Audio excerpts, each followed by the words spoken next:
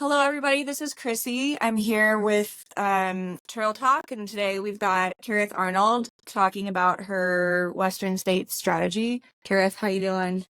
Good, thank you. Good. And Careth is sponsored by Altra for a couple years now. Yes, this is my second year. Yeah, and she was lucky enough. She came fourth at Canyons 100K, and she got the ticket rolled down. It sounded like you maybe weren't necessarily planning on running states this year, but eventually. Yes. So how did that all play out? Yeah, it was actually kind of a shock. So I was planning to come to States to cruise for my sister-in-law. Yeah, and then when I heard mention that MK was going to turn the ticket down, I originally planned, I was like, no, I'm not going to take it. I'm not going to take it. But then I gave it some thought, and like 3 or 4 days, I was like, man, you're never guaranteed a ticket. Yeah. No, it's like you're never guaranteed entry. I mean, it's a hard race to get into. So I was like, I'm feeling pretty good. I felt pretty good after Canyons, like I was up and about like the next, like just doing my thing the next day. And I was like, what? I can do this. So I just took it. That's incredible. And at Canyons, you were about 7 months postpartum with your second? Yes. So you're now about 8-9 months? Yes, almost. So I will be 9 months by the time States hit. So yeah, 9 months coming this week. And your body seems to have at least this time around, really handled things well, and you've been able to pick up the training for States and kids. Yes. Yeah, to a certain extent. I have my moments, my days. I got sleep deprivation, my breastfeeding, which is always like these, like, why am I doing this? Sometimes, like, I get those moments of like, why am I doing this right now? But my body just keeps doing what it does. No one keeps showing up. So that's incredible. And that life stress is definitely, a part of training as well. Oh, for sure. And then, I'm sure that sleep deprivation helps running when tired feeling. Totally. And then, is this going to be your first 100? Yes, this is my debut 100. How are you excited? Are you nervous? Are you scared? Like a mix of everything, to be honest. But overall, I feel peaceful. That's a great place to start saying it. I'm like, oh my gosh, like who do I think I am? And like showing up to this big race. But at the same time, like, no, I'm just gonna do what I do, and I have this sense of peace about it. Yeah. Yeah. And you had the benefit, you were planning on being, you mentioned your sister-in-law, Lottie Brinks, you were planning on being on her crew. Yes. So you had the benefit of you came in with an idea of what the preparation for race day is. A little bit. I hadn't gotten the full rundown yet by the time I took the ticket, but I had an idea. And Lottie's really good at planning and whatnot, and I'm not so much. So I'm like, oh my gosh, like I'm always like, I need to be better at this. Does she have spreadsheets that she shared with you? Not with me, but I mean, she would if I asked. Yeah. At the same time, I'm like, I don't want to intrude, but I'm curious. I'm the spreadsheet type. But my husband, who's very type A, he actually helped me make a spreadsheet last night. It's really helpful. Nice. Yeah, that helped. Did that help ease, knowing that you were already going to be here and that, you kind of had an idea of what the race takes to get through? Did that help ease your decision of, take the golden ticket? And Yeah. Plus, I was planning to do High Lonesome in July as my first 100, which is a different kind of a pace. It's like, actually, if I look at it in a different way, this would be an easier first 100 if I'm not pushing myself to the max. I mean, of course, I always want to empty the well, but at the same time, time on feet is less. Right. Yeah. For High Lonesome, because of just the high altitude and the elevation gain, it's a different type of race. So I'm like, maybe this is a better idea. And I love downhill running. Okay. Yeah, that's where I definitely met my biggest gains during Canyons is in the downhills. So you're not worried about that net downhill. I love downhills. I'm a sucker for them. That's also a great place to be going into States. Yeah. So I guess on that topic, let's talk about what kind of racer are you? Are you competing with yourself and your own goals? Are you maybe trying to stay with the field and see what they're doing? No, I'm not that type of racer. I'm really my mind is, okay, I set my A, B, and C goals, and they're usually time goals. And my main motivation is I should get to my kids. Okay. But as fast as I can, I gotta get to my kids. And that's always how I've raced. It's like, how quick can I get to that finish line? Yeah. It's huge. Especially if you have a baby. You're like, you need to get your baby. You know your baby's like, where's mama? Yeah. Where's mama? Like, she's really good with my husband and whatnot. And she's fine. Like, I've left her, for overnights already. So, she'll be fine. But at the same time, like, it's like always in the back of my mind. Yeah. Yeah, it seems like it's a pretty big driver to have. It is. That extra motivation. It's not just about you. It's about something more. Yeah, for sure. And so you said those are kind of ABC time goals. Mm-hmm. Are you looking at past Western States performances? Or are you looking at your canyons performances? How are you creating those goals? Just a little bit of canyons, but I really just created those goals based upon what I think I can. Like, what is realistic for me? Okay. Well, if I push it, what's realistic for me? If I something kind of goes wrong, I'm kind of struggling, like what's realistic for me in that sense, So it's kind of just like, it's steered that way. Okay. Like, I'm having the best day. I'm feeling great. Like, what's my time goal? Like, this is the time I think I could get, And are you taking into account kind of the different sections of the course, the hike, country, the canyon? Yeah, definitely. Is the plan likely because you get this list hill ready to race? It's just all about how you're feeling. Yeah, it's really just about how I'm feeling. Because like they always say, like, I don't know. When you're like when my legs are tired, regardless, they're not gonna like be like, oh yeah, now it's flat, and it's never flat. Yeah, well, in Forest Hill, you look at it. Yeah, I learned that in canyons. It's just you're just gonna keep grinding no matter what. So like in my mind, it's like I don't go out too fast, but I like to try to keep consistent. Under the same effort. Yes. Yeah, I really just go by perceived effort. Okay. So I'm constantly checking myself. Can I sustain this? Can I sustain this? Can I sustain this? And that's kind of how I move forward. Awesome. I mean, it's if you're that in tune with yourself that you can kind of keep playing that check-in. Yeah, I really do a lot of check-in, for sure. Nice. And so we talked a little bit about having an idea of what the race takes. How are you thinking about crewing and aid stations and approaching each section between crewing, and then are you doing pacers? Yeah, so that's all kind of really new for me because my husband kind of crews me now and then at canyons. He'll be like with my two girls and like throw me a gel when I come by. So I've been really I'm working with my coach, just trying to really kind of get a good plan for crew because I think it would be really helpful for this race because I really don't like to spend much time in aid stations. So I really want to minimize that time. It's going to be a little different this time because I am still breastfeeding and I managed to plan it well enough for canyons that I didn't have to pump. Right. I'm wondering, this is longer. Yeah. So I do have to factor that in, and that's going to be a little challenging for me to be like, okay, I'm going to have to take a pump break. And your crew is going to have that here at the right time with your meet. Yeah. To kind of, yeah. So that's a little bit of a wild card for me. But I guess it's, again, we're kind of just going to feel it out and see. Yeah. And are you going to do two crews or one? We're just one crew. Yeah. Like Robinson, Michigan. Yes. So. Yes. Okay. Yeah. So I'll probably just, between what I have on myself and aid stations to Robinson Flat, just kind of push myself along. Okay. Yeah. And then pacers? Yes, I'll have two pacers. So I'll have Tara Dower, who's going to pace me from Forest Hill to Ruckatucky. And then Nicole Mona, who's my coach, she's going to pace me from Ruckatucky to the finish. Nice. Has some experience in there. Yeah. Yeah. So I'm like, and with pacers, I'm always like, you lead, you keep telling me I got to keep moving. So you're using them as motivators. Oh, yeah. I'm sorry.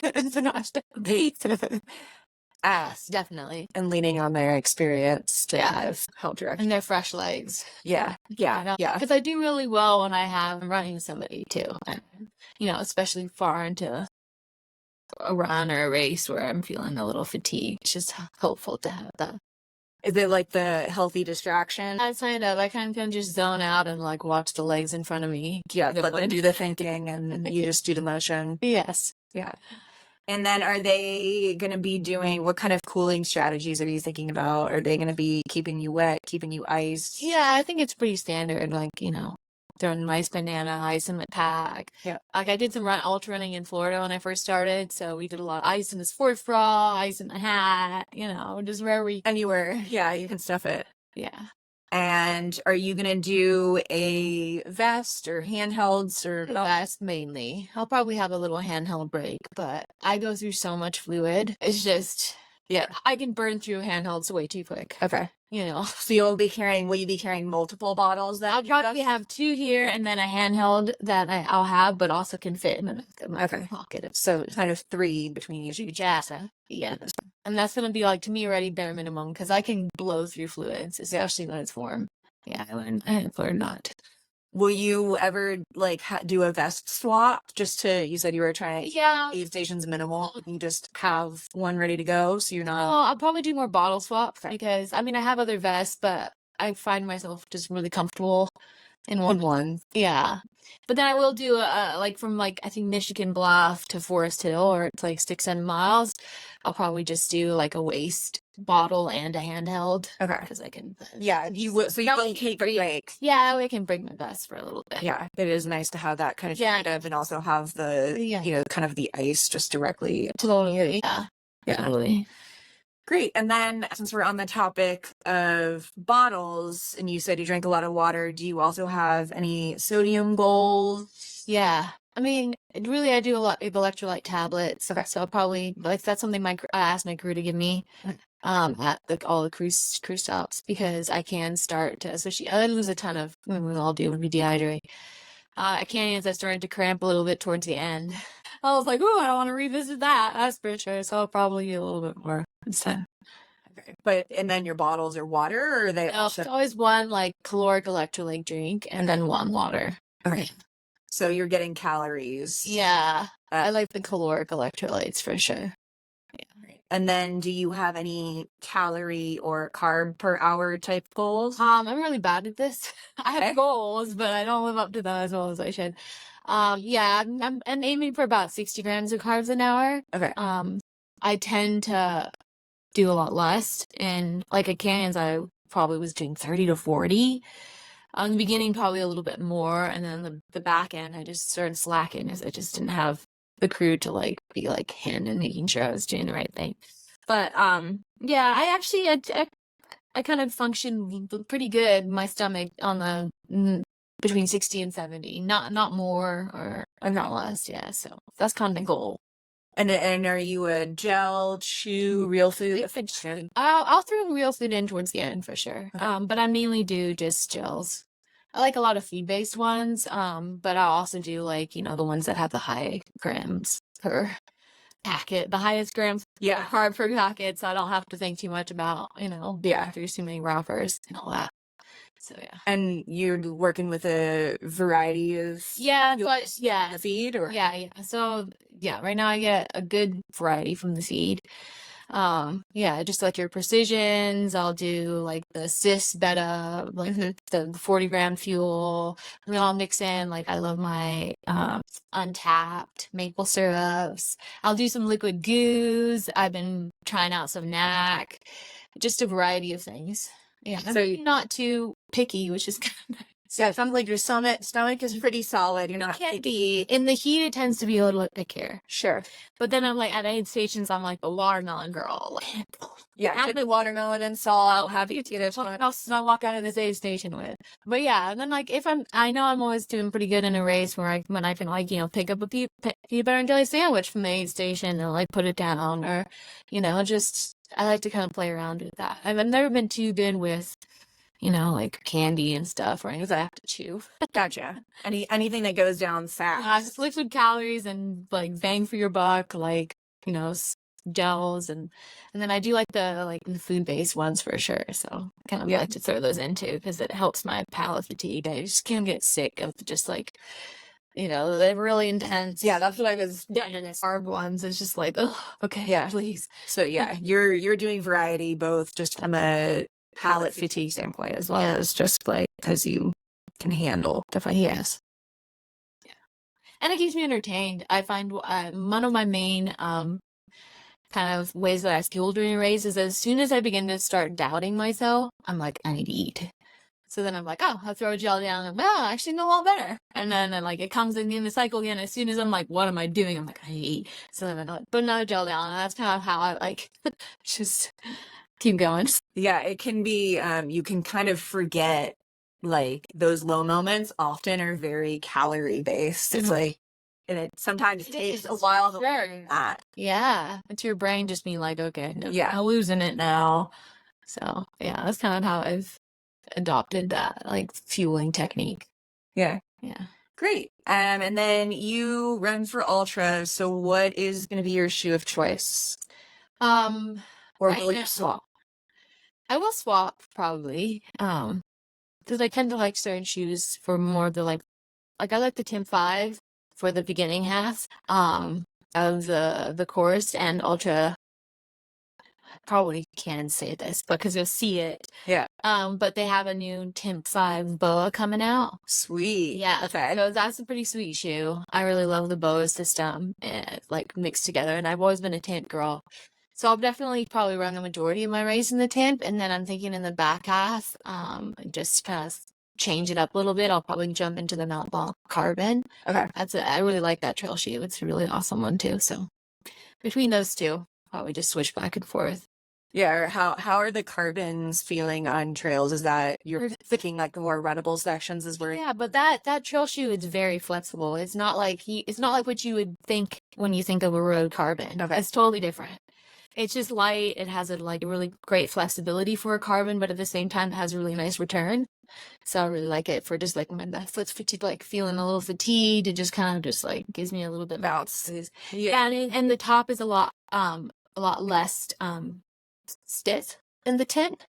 So I like the tint when I'm doing a lot more rugged stuff because it has a little bit more structure on the top. I don't have to have the technical as much. I like the coolness and the mesh of the Mount Blanc Carbon kind of just, adds more flexibility to the top of my foot, especially if it's starting to like wear on certain areas or whatever. It just more space to like see it after those I just think Ultra, but also like for the kind of swelling and the water that you're So that's kind of my rough plan.